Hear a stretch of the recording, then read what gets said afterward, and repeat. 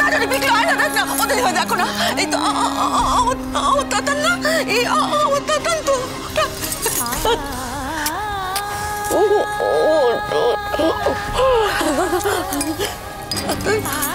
ও দাদা দাদা বলুন না দাদা আমি স্বপ্ন দেখছি না তো আমার তাতান তো দাদা তুমি একটু ভালো করে ছুঁয়ে দেখি বাবা তুই আমার তাতান তো তাতান শোনা আবার ডাকতো বাবু একবার ভালো চেয়েছি বলে ডাকতো শোনা তাহলে বুঝতে পারে তুই আমারই তাতান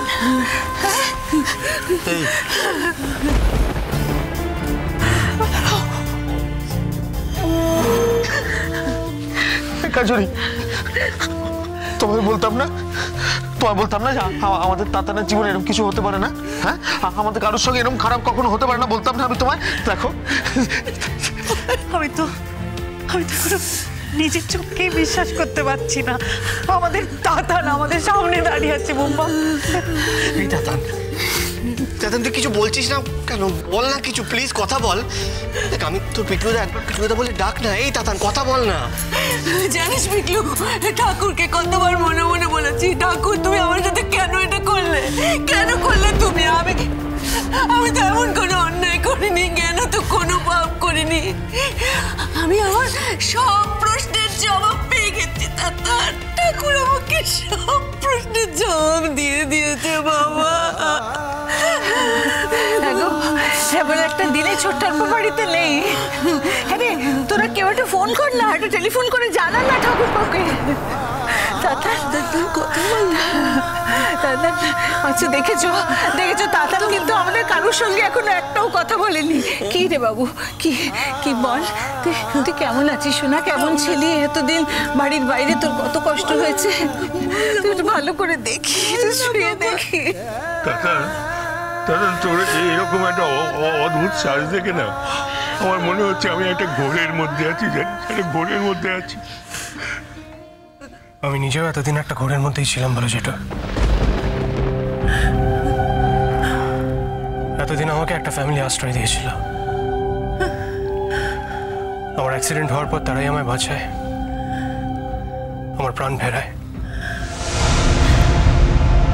আর তাদের কারণেই আজ আমার এই সাজ। তুমি বিয়ের আসর ছেড়ে চলে এলে যে?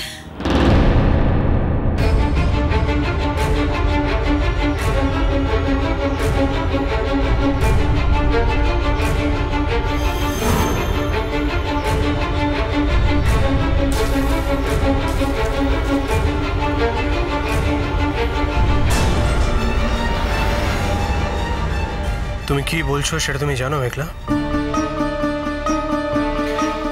অজ্ঞান অবস্থায়, স্মৃতিভ্রষ্ট অবস্থায় আমি যা করতে যাচ্ছিলাম,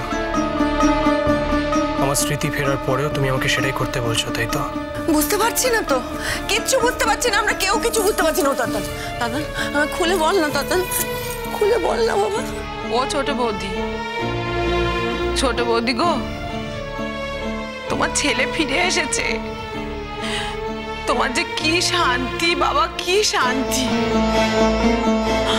আমারও যে কি শান্তি হচ্ছে তাতানকে দেখে। এই মেয়ে তোমার ছেলেকে দেখে যা আদিক্ষেতা করছে,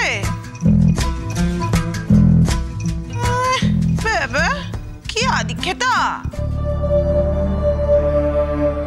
তোমার ছেলে কি জানে যে এই মেয়ে নিজের ঘুঁটি সাজিয়ে রেখেছিল, বিয়ের জন্য একেবারে খেপে উঠেছিল?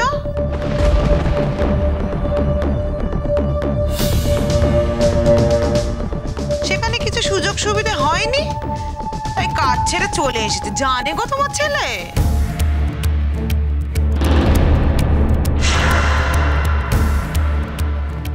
এই নন্দা, আমি যতক্ষণ না বলবো একটা কথাও বলবি না,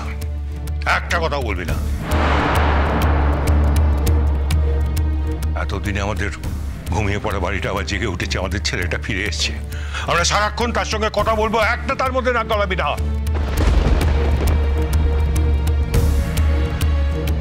এরকম আনন্দের দিন না হলে না আমি কখন বলতাম তুই চলে যা এখান থেকে।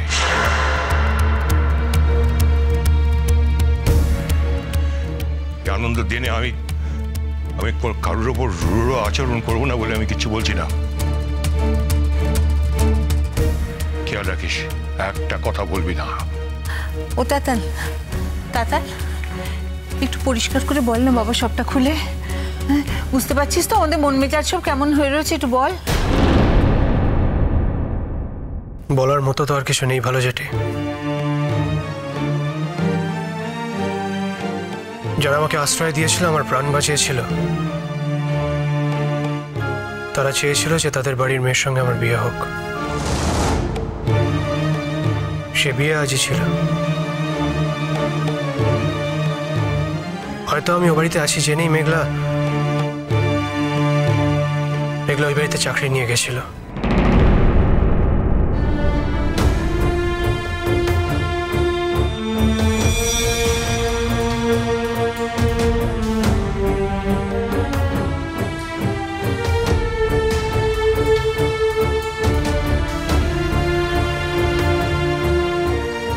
দিনের পর দিন লোকের অপমান সহ্য করে, অসম্মান সহ্য করেও মেঘলা ওই বাড়িতেই পড়েছিল,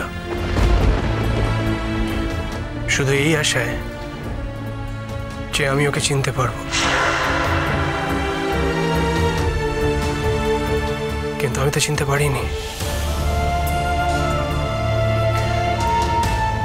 শেষ রক্ষা কিছুতেই হচ্ছিল না। তারপর আবার আজ আমার আর টুয়ার বিয়ে ছিল, কিন্তু বিয়ের পিঁড়িতে বসার পর থেকে যেন সবকিছু এলোমেলো হতে লাগলো। সবকিছু যেন আমার চোখের সামনে ভেসে উঠতে লাগলো।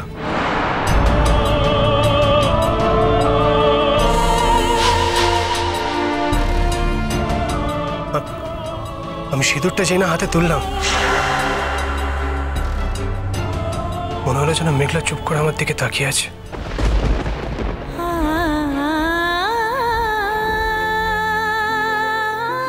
চোখের সামনে থেকে সব পর্দা সরে গেল।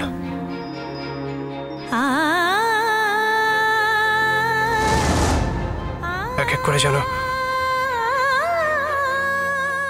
সবকিছু মনে পড়ে গেল। আমি বিয়ের মণ্ডপ থেকে উঠে সোজা বাড়ি এলাম মা।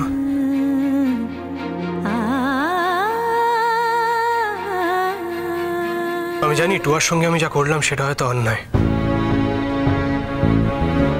কিন্তু সে অন্যায় তো আমি করিনি। সে অন্যায় বিক্রম করেছে। আর এই বাড়িতে যে ফিরে এসেছে সে অনুরাগ।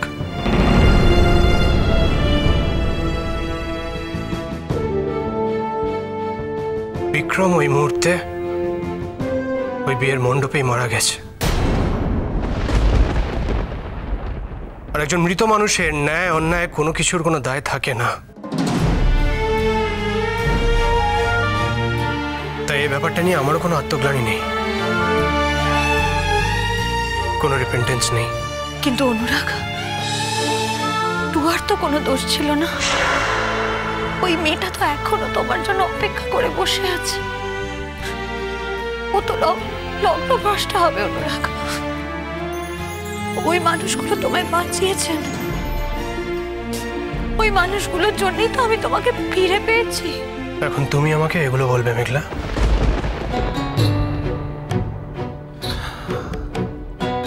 মেঘলা, আমি জানি তুমি আমার চোখের সামনেই ছিলে, কিন্তু আমি তোমাকে চিনতে পারিনি। তোমার চোখের সামনে আমি অন্য একটা মেয়ের সঙ্গে বিয়ে করতে যাচ্ছিলাম। মেঘলা, আমি তো দেখেছি দিনের পর দিন তুমি কত অপমানিত হয়েছ, ওই বাড়িতেও আর হয়তো এই বাড়িতেও।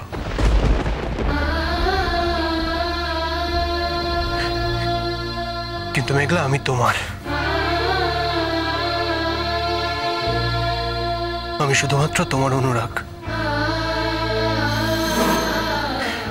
আমার জীবনের শেষ মুহূর্ত পর্যন্ত তোমার সমস্ত দায়িত্ব আমার মেঘলা। সে দায়িত্ব আমি অস্বীকার করতে পারবো না।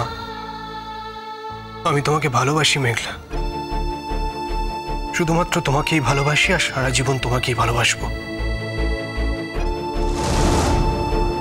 কেন, আমি যখন ঘরের মধ্যে ছিলাম তুমি দেখোনি? তোমাকে দেখতে না পেলে আমি ছটফট করতাম, তুমি দেখোনি? তুমি একদিনও না এলে আমার কষ্ট হতো, তুমি না এলে আমি তোমাকে ফোন করতাম তো। নদী